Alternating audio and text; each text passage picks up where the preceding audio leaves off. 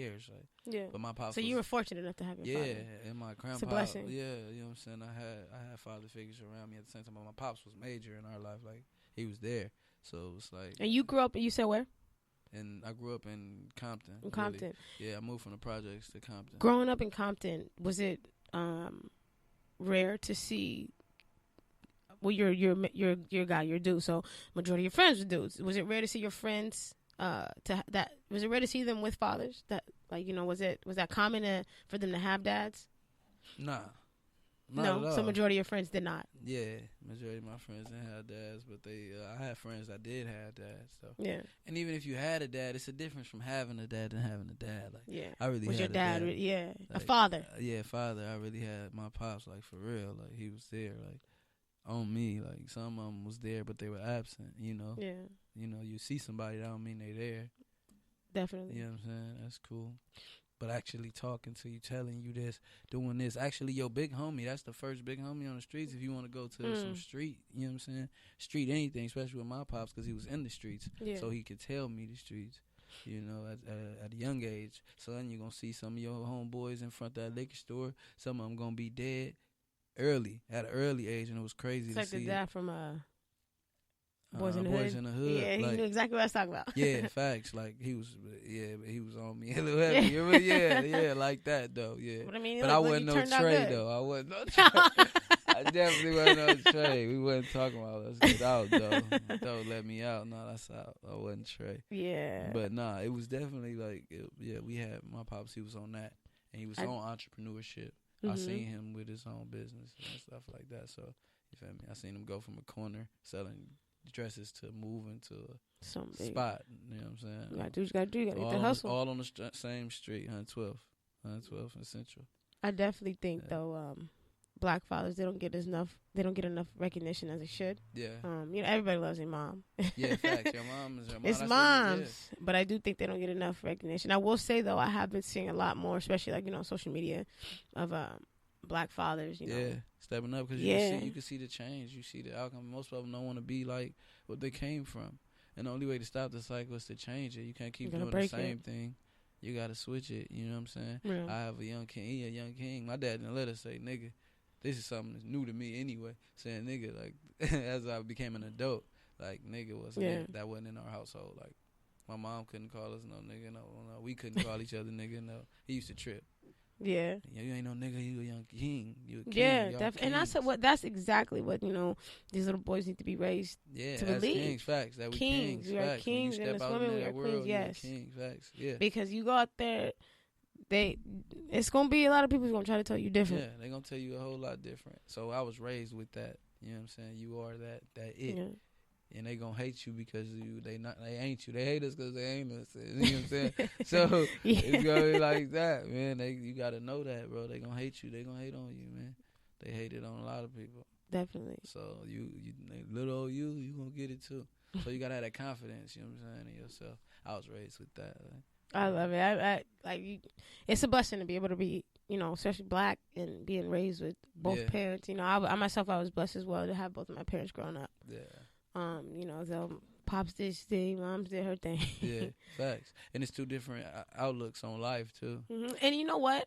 I feel like it's always, if you're a girl, that the mothers are important, but having that opposite sex, having that man, that plays a pivotal role. And the same thing for a little boy growing up, show you what for to mom. Look, show you what to look for. And exactly. You know what I'm saying? I still got a thing for French tips and raps. You know what I'm saying? I like the natural hair because I seen my mom wearing her natural hair and that type of stuff. So that's you definitely, it plays a big role. Definitely, just having somebody to tell you like, no, that ain't cool. Yeah.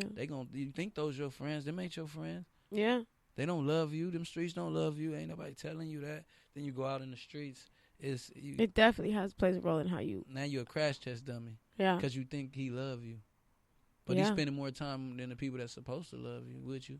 So it's like, and he gonna give me this, that, and go do this, go do that. And there you go from there. It's like then there go to another cycle. Yep, that's definitely what it is. The cycle continues. Facts. So jumping on another subject really quick. just want to talk a little bit about voting. There's election day coming up. Not the presidential election, but so let's just talk about a little bit about voting. Do you feel like it benefits us as a whole? Is it because a lot of people are like, I'm not gonna vote. It doesn't do anything. My vote doesn't matter. How do you feel about voting? Well, I can definitely speak for me because I'm me. The dev really. I feel like voting for me. As soon as I got the chance to, and which was like I said, Obama. Like with that, I got the chance to vote. I thought about my ancestors and all they went through to be able to even vote. Yes. So if it matters or if it doesn't matter, it never even crossed my mind.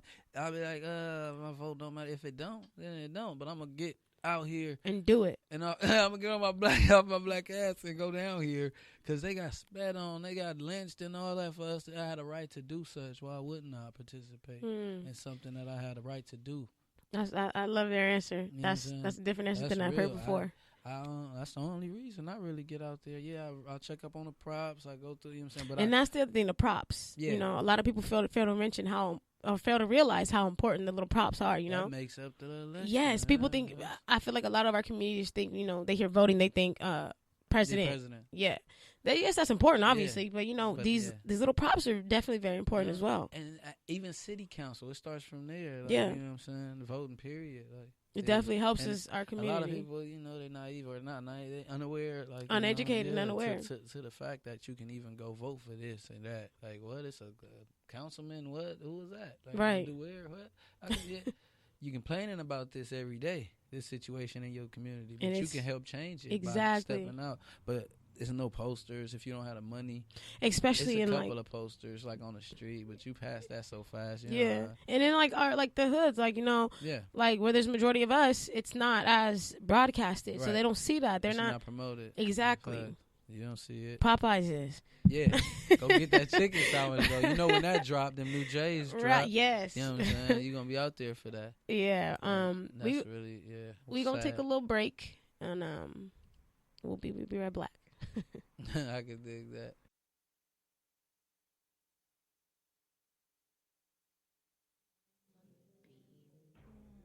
Debbie, what up, nigga? Nightbud Nip Hustle. 2G familiar. All money in, no money out. New money. I get money in a real way. I get money in a real way. I get money in a real way. If I stay in bed, nigga, the bills paid. I get money in a real way. I get money in a real way. I get money in a real way. If I stay in bed, nigga, the bills paid. All right. What's going on, you guys? Welcome back. Episode 11 of the Let Me Speak podcast. That song you guys just heard, that was Real Way with my man Nip Hustle and Debbie 2G. That. I heard him shout your name out. How was that? How's that working with Nip? Man, Nip dope, man. That's a big bro, man. We did a couple of records together, you know what I'm saying? So we spent a lot of little time together. In and off the L at the club too, I always Nip he will forever be remembered. It was a sad day when we lost him. But I want to talk about, a little bit about how the role he played. I just feel like he can never be talking about him. It's never enough. Right. So I just, with you knowing him and you're making music with him. Let's just talk a little bit about the role Nip played, and I feel like we need a lot more Nips in this industry. Definitely. Definitely. Yeah. So just real people, real personas. Yeah, somebody out here. Trying to do some change. Do some change. Tell the people what you know. Not even too much pressing the issue. It's just spreading the word that you learn. Somebody who Spreading knowledge is bad. They don't want you to spread what you learn. And that's what he was doing. They mad that you know it. Yeah. Back in the day, it was you was a smart nigga. In other words, watch that nigga nah. You a nerd. That's no. Further than that, that's a smart nigga right there. That's a smart nigga. So it's like. Oh yeah, I feel you. Oh, he's a smart one. Watch him. Yeah. That's trouble. He can't be knowing all that. Yeah, because you gonna go and then you go spread it if you a real one. You could be a smart one and not a real one. Mm-hmm. You can know it and not show it. No tell nobody, no nothing. hey, yeah, you know the world finna go down tomorrow, but you don't tell nobody. Yeah. Nip was just he was I don't even know the perfect word to describe him because he was just Authentic. Yes, that's it. There's no one else like him. He was such a blessing, I feel like, to this earth, and he just did so much for this community. And like I said, we need more Nips within this industry. This industry is just full of, as far as our black men and this rap game, I feel like it's full of just clowns. Not all of them. Majority of rules. them. And it's the shit that they rapping about. It's like this is what they're teaching to the young kids. It's like we don't have enough Nips, Kendricks, J. Cole's, and I just feel like he was just really out here teaching, man. He was really out here trying to make some change, and he just right. And I mean, I can't judge the new rappers because I'm in it too at the same time. But the elevation, because Nip, he progressed in that because he talked about, some stuff that could have hurt others, some people. Yeah. You know what I'm saying? At one point in his music, but as he grew, his music grew, his message grew, his lifestyle grew.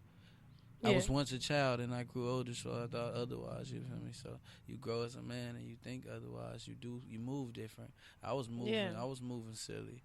I was doing this, doing that, saying this, saying that, moving reckless. Yeah. Then you learn. Oh, this is how this should be done. This is how that should be older, done. You get some, yeah. That's how you get your business right. That's how he got his business right. You know what I'm saying?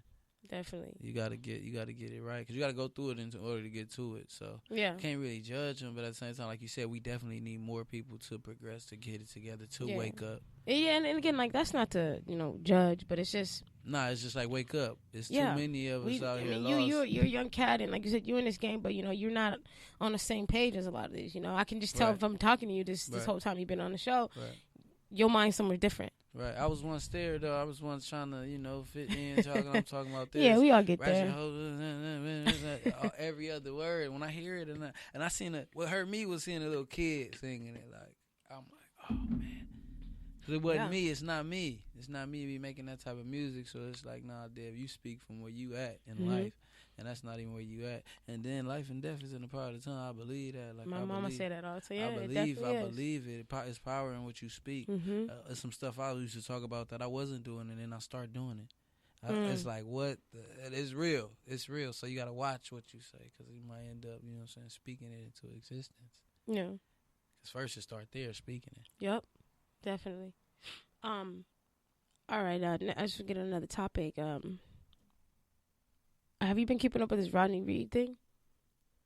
When you was asking me about it, I seen a little bit about it. All right, so for those... I know a little bit about it. I definitely just did a little research about that.